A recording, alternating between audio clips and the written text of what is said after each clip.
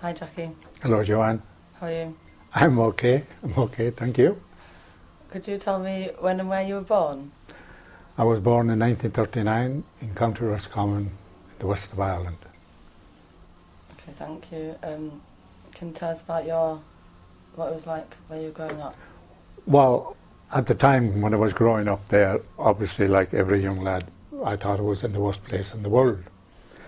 And I used to be very envious of people growing up in cities.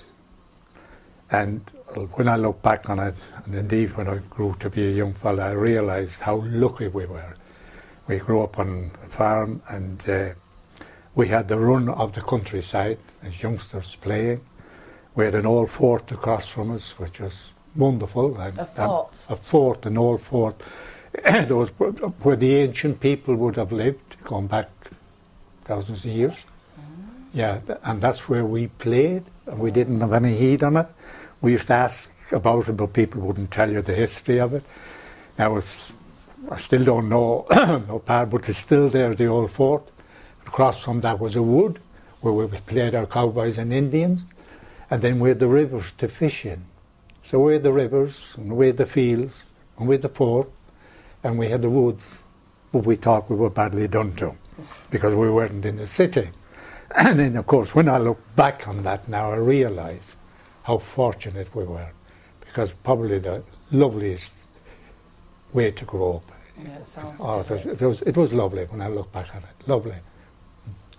Now, my mother's people were farmers, and my father's side there was farmers as well, small farmers, but they were farmers. Then, of course, on my mother's side, there was a lot of her family went into the religious life. So that was one thing she had always hoped for, that each of our sons, as we came along, we would become a priest, maybe a bishop. But I'm afraid we weren't made of that stuff. So we never made it for her. We were a big disappointment to her. Whereas on my father's side, if you moved away from the farming and you went into the legal profession, there was a number of them involved in that. So they all came from the farms, but some on my mother's side went into the religious life. My first memories of this country.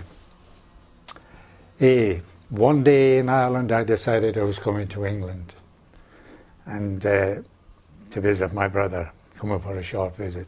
How old were you then? Sorry? I was 20 years of age when I hit for England, but only for a short while. I was only coming to look at it. I'm still looking at it. But when I came here, to say it was a culture shock is putting it mildly, because for the first time I'm now living in a city. And the smells of the city. And to come to Leeds in those days, when you had the factories that you don't have now, especially out in Hunslet, I woke up in my aunt's house and I thought, what is that smell? And of course it was the sulphur and the soot that was smelly. And when I asked other people, they were so used to it that they didn't think of the smell. But that was the first thing that struck me, was the smell. I didn't like public houses where people seem to go to, so I visited every cinema in Leeds, every park in Leeds. I'd say within a few months I knew Leeds like the back of my hand. Yeah, well, the social life, there again, if I compare it to when I left Ireland, I grew up, I'd be playing football, I'd be involved in running, and then we had the dance halls. And Ireland was full of what we call modern bands, and every village nearly had a band. So music is so much a part of the Irish people, it is.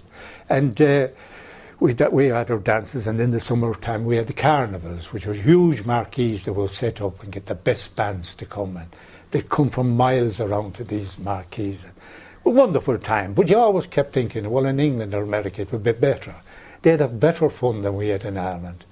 Which, of course, when I came here and saw the social life here, well, it wasn't in the same class at all. We had just two dance halls, St. Francis's and the Shamrock had opened then. And there wasn't anything exciting about them, believe me. And out from those dance halls, which people would come from outside the area, Huddersfield, Halifax and that, and they'd get coaches and come into those dances. And it was a great meeting, a great gathering. They were very enjoyable, don't get me wrong, they were. But suddenly you were restricted to these two dances. And then of course there was, where did you meet out from that? Well, people met in the public houses, or the men did. And I know what I couldn't understand was when I left home, all the young lads, including myself, we didn't go to the public houses and drink. Now, there wasn't a lot of money to do it, let's be honest, but it would be the last thing that would cross your mind. And then I couldn't quite work out why the Irish had the name here of being drinking. And then, of course, later on, when I looked at it and analysed it, I realised that they hadn't an option, because they came here and they were in digs. And when you had your dinner, you went to your room. And how long do you sit in a room? So they found they had to meet. So they met in a public house. And so, obviously, from that then they started to play music in it. They would ask the landlord, could they play some music? And he would agree. So they started playing Irish music. And then Irish people started getting pubs. And of course they would go to the pubs where the Irish landlords were, and they would play the music. And that was where they would meet socially in many ways, especially the older ones, the ones now that were married. That would be where they would meet. And they'd have the music, and they'd have the singing and the song, and they'd talk about Ireland and the days gone by. And I suppose I often think from that came this idea of all the Irish are always in pubs. But like every nationality that comes to a country, you go to where your own are, or you try and meet with the people you know and the people you can talk to. So public houses were was where people would meet. And I didn't like drink, and I was determined not to go to public houses.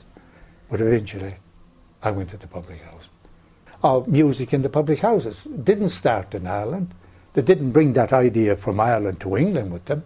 No, it went from England back to Ireland. Because when I was growing up in Ireland, they didn't play music in the public houses. And you'd have a few musicians and they'd come gather there and they play the music.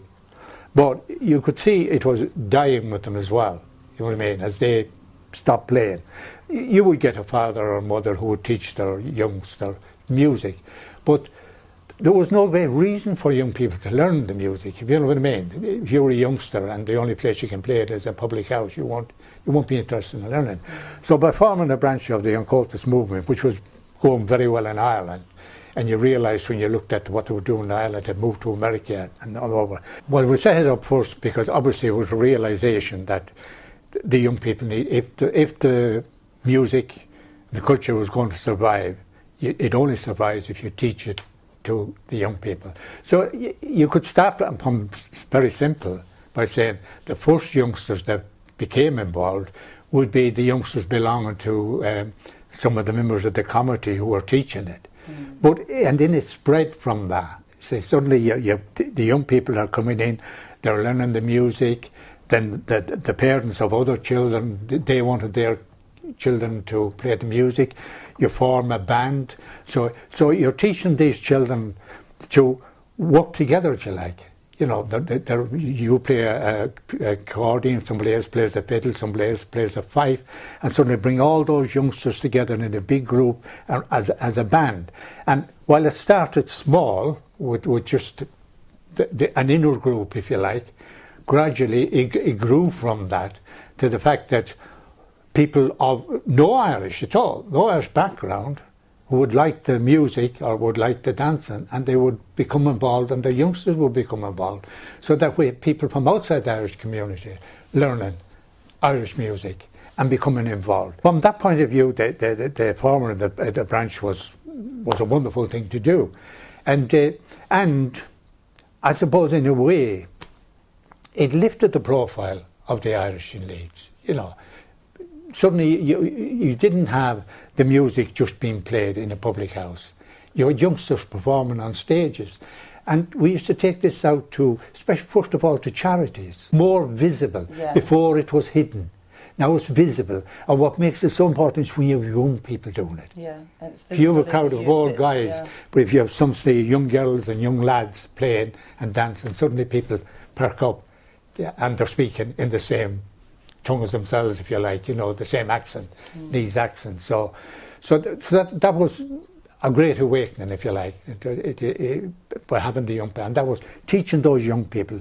And then the amazing thing was to see those young people, a number of years later, teaching the next generation of young people and spreading all the time.